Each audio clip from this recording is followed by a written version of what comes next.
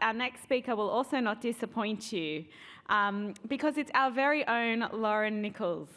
So Lauren is the Dialogue Senior Manager, Policy and Research, but really better known as the ultimate data whisperer and translator. A founding member of the Western Sydney Leadership Dialogue's Generation West group, Lozzie makes everyone at the Dialogue look good with stats that fully enable to help us tell and sell the story. Really, she's the brains behind all of this. She's the engine of the Dialogue's policy panels, and I know so many of you in this room are part of those forums, and they're so important in helping us inform our advocacy. She's the brains behind today's Slido. There's no way any of us could figure out how to do any of this. And she's so much more. She's also, of course, beating Adam in the office FIFA tipping comp. But that is pretty easy to do at this stage. Please join me in welcoming Lozzie to the stage.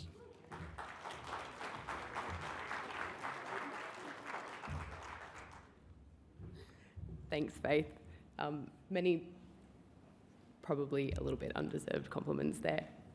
So, Boomtown is all about the policy, politics and projects surrounding important property and infrastructure decisions for Greater Western Sydney.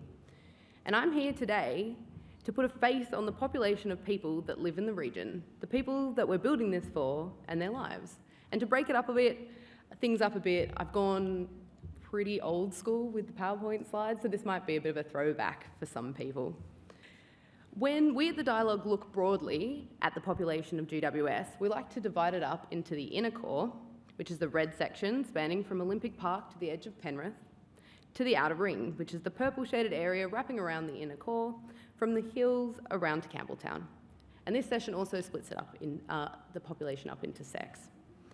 And we do this to highlight how different the population is across the region, while still maintaining a high level look at the stats so that we're not going through every LGA as we go. And language is the perfect segue into this point, because as you'll see, most of the outer ring residents only speak English. But for the inner core, people are actually more likely to speak a second language as well as English.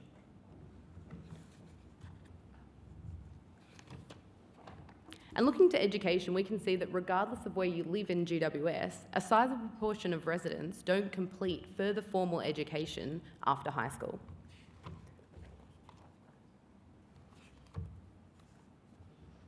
However, university degree holders are steadily increasing as a proportion of the population across the region. Outer ring men have the lowest levels of uni degrees of these cohorts, but they have the highest rate of TAFE qualification holders. So it's not really surprising then that outer ring men are the only group with technicians and tradies as their largest occupation group, while all the other groups that we looked at have professionals as their top occupation. But when we look to inner core men, we can see that the next most popular occupations are tradies and machinery operators. And I point this out because it makes a lot more sense when we look to when we look to industries of employment. And we can see that construction is where the largest chunk of men work in both regions of GWS. And with both regions having a quarter of female workers employed in healthcare and social assistance, this is the most popular industry for women. Now, keep in mind that this data point is definitely COVID affected because that was when the census was run during the height of COVID lockdowns in New South Wales. But in terms of getting to work, the census showed that in both regions, men drive to work more than women, and the outer ring men most of all.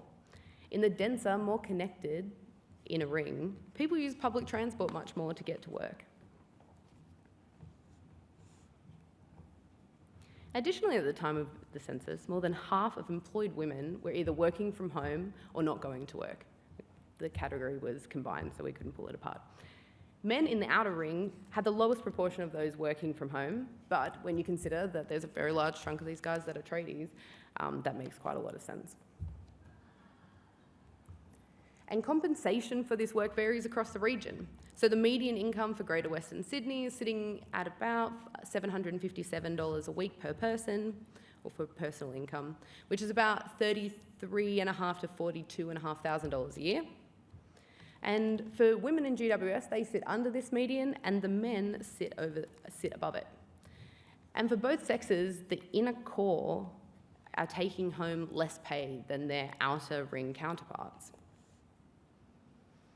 And on the unpaid side, over a third of employed men in the inner ring do no housework.